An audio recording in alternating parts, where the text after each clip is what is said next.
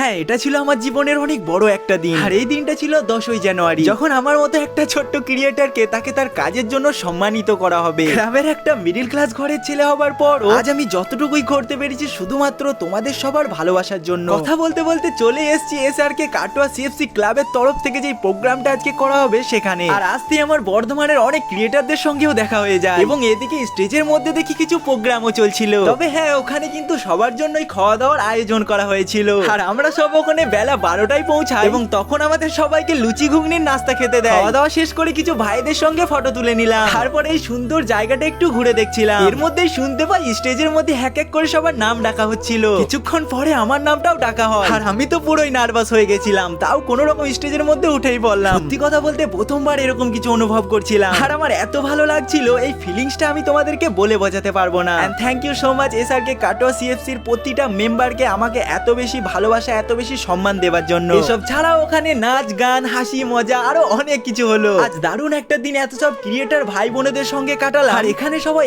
এত ভালো ছিল, কার কত মিলিয়ন সাবস্ক্রাইবার, কত মিলিয়ন ফলোয়ার তুমি দেখে বুঝতেই পারবে না। তাছাড়া আমাদের জন্য যারা এত সব আয়োজন করেছিল সেই মানুষগুলোও ছিল অনেক ভালো।